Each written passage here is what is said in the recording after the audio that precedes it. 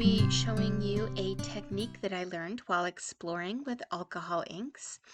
I say exploring because I am fairly new to alcohol inks and I just sort of experiment a lot. I try different things and different techniques and to see what kind of effects that I can get. And this one that I'm going to be showing you in the video here is one that helps blur, blend, also remove ink from the page, soften edges. It can be used for that. I'm specifically going to show it to you while I'm making 3 different styles of moons. And that's what works really well for me, and that's what I have used it with most recently. But really, this technique that I'm going to show you in 3 different ways can be used for so many different things, not just moons. So please don't think that this is simply a video about making moons, although that's what the title is. It's called 3 Moons, and I'm going to be showing you 3 different moons. So right now in the video, what I'm doing is I'm just sort of taking some purple and blue ink, and I'm just sort of using my paintbrush to sketch a moon shape, and I'm making the moon shape by not painting any ink in the moon itself. I'm just adding some ink around it. Just adding ink around it, and I keep going back and forth between blues and purples, and I'm just sort of using my paintbrush to blend the colors together right now. And just doing this effect is actually really beautiful, I have found. So you definitely don't need to do the blurring step that I'm going to be showing you. But if you want to add it to your repertoire, you are welcome to use it. I actually discovered it by accident. Before working with alcohol inks, I worked with watercolors a lot, and I love to blend the colors together and to blur the edges, which is a beautiful effect you can get with watercolors. And I was feeling a little frustrated with the alcohol inks because you can do very cool things with them, but I couldn't blend them together in the same way and make the same blurry edges. They try to make these wonderful, um, like ripply hard edges. Um, but the blending together is something I really wanted to do. So I grabbed this cloth that was sitting next to me, and you can see it's all dirty here in the video.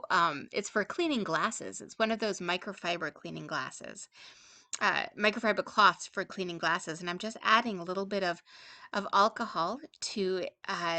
I think this one is 91%. I add a little bit to my fingertip in a clean area, and then I just blend it with my fingertip on the page. And I am using craft plastic here. That's the only thing I've tried it with so far. You might be able to get different techniques with different surfaces. But the craft plastic is really smooth and it lends itself to blending really nicely. It does dry up, so you can see that I added more, and I wanted the moon area to be a little bit more white, so I just started with a clean area and really it's almost like cleaning it, right? I was using little circle motions to clean the inside of my moon area out. And then as I went out from the area I wanted to be my moon, I just sort of blended the colors together to create kind of a halo or a glowing effect. I didn't want to get rid of all of the cool ripply edges that alcohol inks are known for. Um, Although I have in some of my paintings in the past blended further than that to blend out those edges. So this next one that I'm going to show you, I need to start with a sky background. So in this one, I'm just going to be making, just a quick random sky. And whenever you make your sky, you can pick your colors in advance. Um, It's nice to think about if it's daytime or nighttime. And since these are moons, I wanted more blues and purples. Although you could definitely use this effect with like sunshiny colors or sunset colors to get a different effect.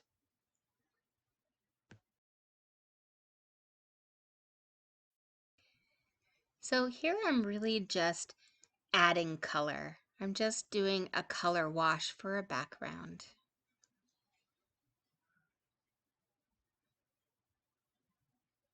Alcohol inks are really neat in that the paintbrush strokes, if you do wet into wet, they'll blur together on their own. So as long as the sky is still wet, I can just add colors to it, and my original brush strokes are not going to really be obvious because it'll blend together. If you want your brush strokes to really stand out, you want to let it dry a little bit. But if you want it to blur together, keep working a little bit quickly and adding colors while it's still wet. There I added some of the black that I currently have, or I think it's actually slate. I don't think it's full black. I just wanted to make it a little darker so that the moon that I make in this technique will stand out a little bit more. Now I am going to have to let this dry before I make my moon. So as soon as I have it how I want it with the colors that I want, knowing it's gonna blend a little bit as it dries, I'm just going to let that dry, and I'm going to work on my third moon technique while I'm letting that sky dry. And with this one, I'm going to use some masking fluid, and this is a technique that I saw in a lot of other videos where people used masking fluid with alcohol inks. And I've read a lot of different tutorials on masking fluid, and they always say don't shake it because it causes bubbles. And you can see here that I am in fact shaking it. I've always shaken it.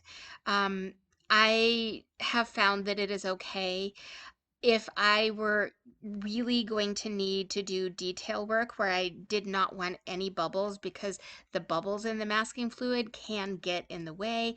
They can burst or dry with little holes in it so that your masking fluid does not cover completely. So if I was going to do something very detailed, then I would have stirred the masking fluid. But honestly, I found with the moons that all I have to do is put a layer down and then blow gently over the top of it, and then it pops the bubbles. And then if I need to, I can add a second layer. Do wait until it is mostly dry to add a second layer. You have to kind of experiment with that and get a feel for it, because uh, I have found that if I add a second layer when the first layer is partially dry, my paintbrush will pull the first layer that I made up, and it just causes a big mess and I have to start all over again. And the wet masking fluid can pull up your other paint too, if so you have to be careful with it. I recommend experimenting. Get some, practice sheets and just experiment.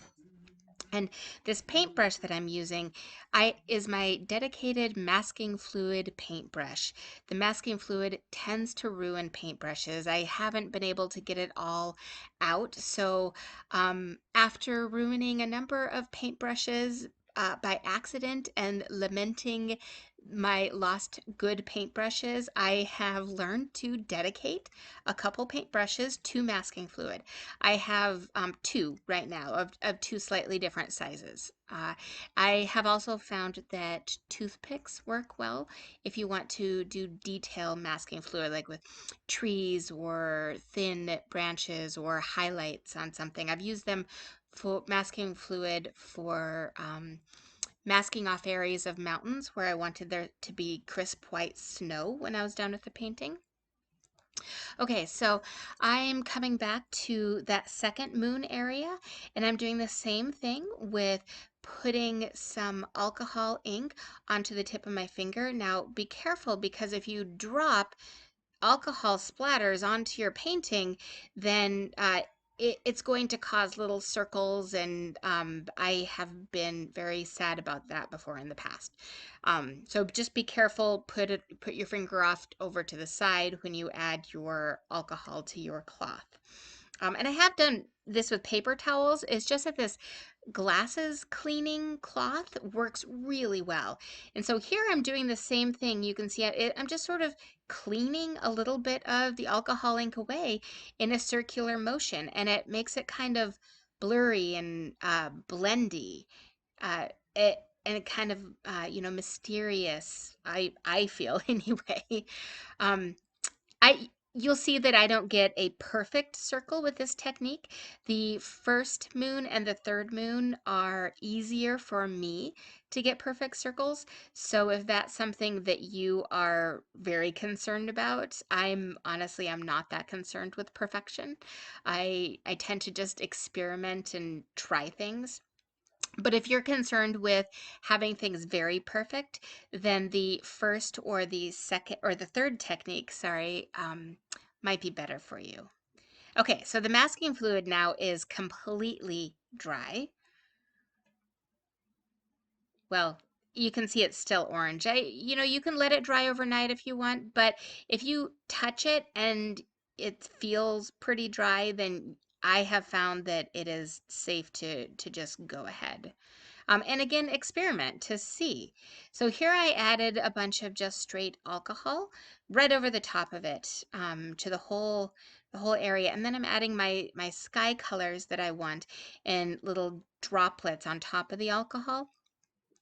And I'm going to tip the paper back and forth rather than use my paintbrush this time. And I do this for quite a while, and I add different colors to it. At one point I think that it needs more purple, so I add more purple. Um, I didn't feel that you needed to see the entire process, so at some point I did cut out some of my tipping back and forth, because you can see this technique is tipping back and forth. What I wanted to show you was the blending moon technique. So that's what I was concentrating on with this one. I also enjoy when I'm making skies or landscapes, I like to make sure that when I'm tipping the alcohol ink back and forth, that I don't always go right to the edge of the paper, because I like the kind of abstract edges that it gives you. I think it's interesting. I like to do that. I have had paintings where I have wanted to cover the whole area though.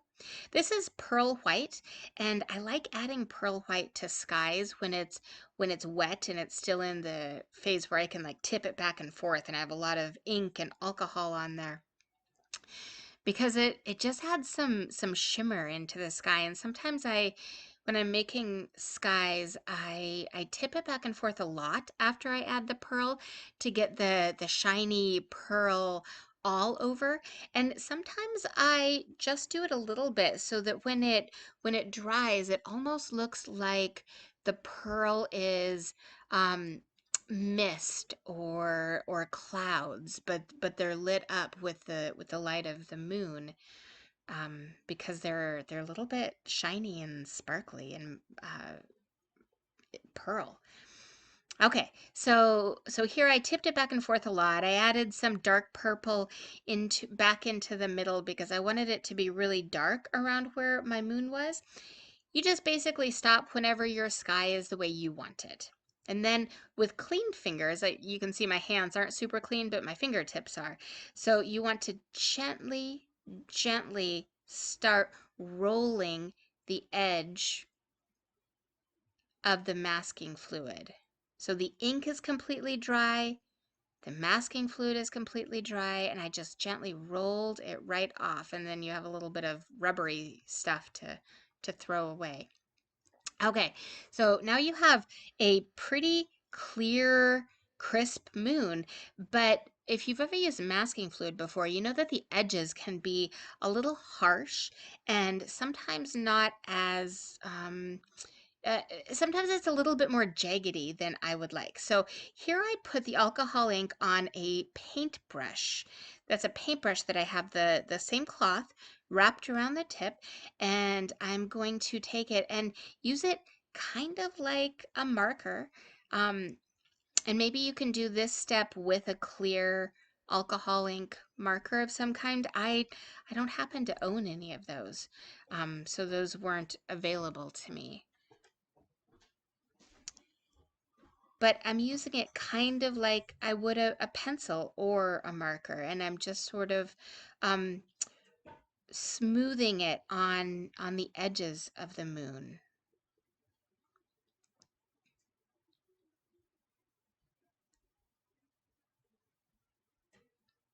And I do this step kind of carefully, kind of slowly, so that I can keep my nice round shape that I got with my masking fluid. I'm just softening the edges. You could use this around the outside of the moon if you wanted to create a little bit of glow if you wanted to. Okay, so for this moon, I decided that I wanted to shade the inside lightly. You know how when you look at the moon, it's not completely white, although you could definitely do a completely white moon if you wanted to. Um, I put mostly alcohol ink into one of those little containers that I have over there on my palette that had blue in it already. So it has a touch of blue from ink that I had previously, but mostly it's alcohol ink or it's alcohol. So it's very, very light. And I'm just going through and I'm adding very lightly just some shading to my moon to make it a little more realistic, a little bit. Add any stars to these moons, but if you wanted to add stars, I would do it before you take the masking fluid off or before you do the little circle-y method for the second moon. So here are the finished moons. And of course, for your painting, you could add more details. You can see this one, you can see it's not perfectly round, but that's okay. That's okay. You could add a glow around your moon. You could add stars around your moon with little tiny bits of alcohol ink. Thank you so much for watching, and I wish everybody happy painting.